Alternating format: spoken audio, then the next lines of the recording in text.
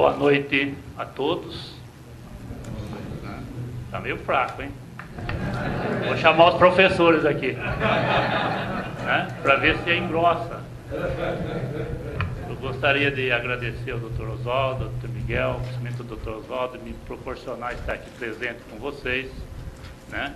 Depois dessa fala do colega do Rio de Janeiro, né? Está todo mundo esperando o que o juiz vai falar, né?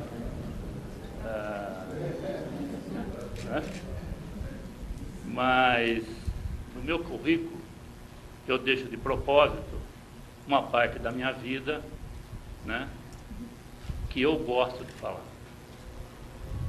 né? Eu vim da roça, fui para a indústria, abracei o direito e me tornei magistrado. Nasci dentro do sindicato, com 8 anos de idade, sabia que era uma entidade sindical. Vivi o movimento 64, né? Fundei sindicato. Então eu acho que eu tenho um pouco para falar para vocês. Não venho ensinar direito, venho conversar com vocês de um tema que eu gosto, que é o direito coletivo do trabalho. Então, muito obrigado, Dr. Oswaldo, por eu estar aqui hoje conversando com vocês.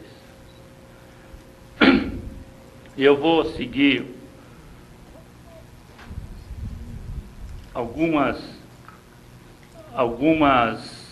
dar uma diretriz das normas legais, depois nós vamos conversar. Eu sei que vocês têm muito para perguntar, não é, vereador?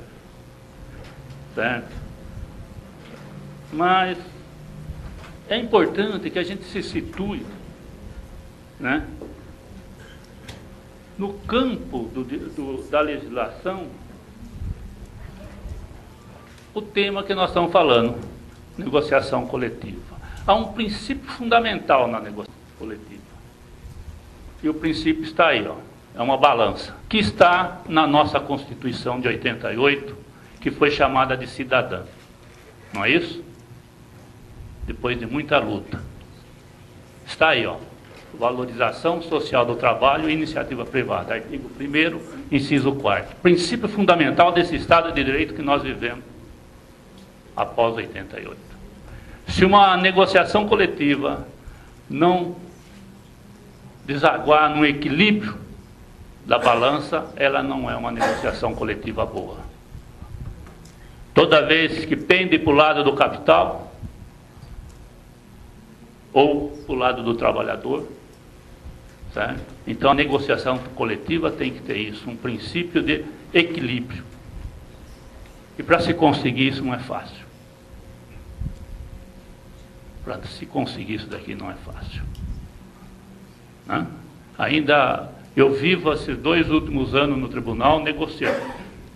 Todo dia tenho negociação, né? É greve, negociação de database, qualquer coisa é negociação. Então, cada uma é uma história. Mas tem 2 coisas que o negociador tem que ter: paciência e perseverança. Paciência para ouvir pessoas inflamadas, né? Pessoas que vêm descarregar dentro da justiça aquilo que às vezes ele não pôde falar para fora. Paciência de sentar numa mesa de negociação com um sindicato da CUT e um sindicato da Força Sindical. Um que não pode olhar no olho dos outros. Querem se pegar ali. E você tem que chamar os dois, falar, pode parar, aqui é trabalhador. Aqui não é sindical. Luta sindical é lá fora. Aqui dentro é negociação visando o bem-estar do trabalhador. E nós vamos fazer um acordo em 3 mãos. 2 de um lado e uma do outro. Que é o patronal. Essa é a negociação coletiva que a gente enfrenta. Esse país não tem tradição de negociação coletiva. Esse país, ele vem por uma legislação imposta desde 42 pelo Estado, toda atrelada e pouca margem para negociação. Tudo é na lei. Tudo é na lei. Nós vamos ver aqui alguns princípios onde se fala nos termos da lei, conforme a lei. Tudo é a lei. Negociação não. Pouco vai para negociação.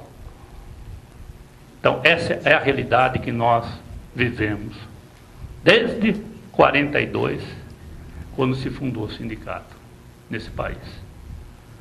Tá? Então a negociação nós temos que exercitar todos os dias, nós temos que exercitar com a categoria. O trabalhador tem que ser chamado para negociação. É ele que tem que negociar, é ele que sabe o que ele pode ceder, o que ele não pode ceder. A negociação chega, olha, eu quero 40% de aumento. Ah, eu não dou 2. Essa é a negociação que nós temos. Será que isso é uma negociação dentro dessa balança que tem que ter? Como é que nós vamos equilibrar uma balança se um quer 40, outro quer dar 2? Ainda que eu dê 3 vezes mais, né? Dê 10% ou 5 vezes, a balança não está... É porque nós vamos ver que tem alguns princípios que não estão sendo observados na negociação. Essa é a realidade que nós vivemos. E a partir de 88, esse princípio fundamental proporcionou que nós exercitássemos a negociação. Nós temos que exercitar, todo mundo. O trabalhador tem que exercitar a negociação. Um sindicato, ele não é forte só política e financeiramente. Ele é forte quando ele tem representação sindical. E representação sindical é o trabalhador dentro do sindicato. Quantas vezes o colega lá do Rio, o companheiro do Rio, falou que está diminuindo, está mesmo. O associado do sindicato está diminuindo. Por que isso? Alguma coisa está ocorrendo. Então, quais são outros princípios que vão proporcionar a uma negociação? Certo? O primeiro está no artigo 7º, 26. É o reconhecimento da negociação, da convenção e do acordo coletivo. Esse é um princípio que vai fomentar a negociação coletiva. A Constituição diz, eu não quero dissídio coletivo, eu quero negociação coletiva. Essa foi o que em 88 se estabeleceu. Temos também, além desse daí, aqui, quando se trata da irredutibilidade de salário, salvo acordo ou convenção coletiva. A Constituição fala, valoriza a negociação, né? Mas essa negociação da redução salarial, nós vamos ver, ela tem uma contrapartida. Por exemplo, uma garantia de emprego. Se eu vou reduzir o salário, eu tenho que ter um motivo que justificador e o que eu vou dar, por favor. Para aquela balança que nós vimos estarem no mesmo nível. Né? Nós temos outros 2 incisos, o 7, o 13 e 14 da Constituição, que é a possibilidade de prorrogação e redução e compensação da jornada através da negociação coletiva. Já se firmou a jurisprudência que, em termos de prorrogação e compensação, não precisa da negociação coletiva, mas a redução da jornada, sim. Essa tem que ter a redução, porque ela vai ter um desfecho no salário. Reduz o salário ou não reduz o salário? Então, aí depende da negociação. Né? E a base da negociação. Né? A base, que é a obrigatoriedade da participação do sindicato. Né? Lá no artigo 8, inciso 6º, né? A obrigatoriedade da participação do sindicato. Ou seja, essa negociação não pode ser pelo capital e o empregado. Tem que ter a sua entidade sindical ali presente. Na cidade onde não tem a entidade sindical, aí a própria CLT já previa, e prevê até hoje, que a federação venha substituir a ausência do sindicato. Então, onde não tem o sindicato, né, vem a federação. Mas é obrigatório essa participação do sindicato.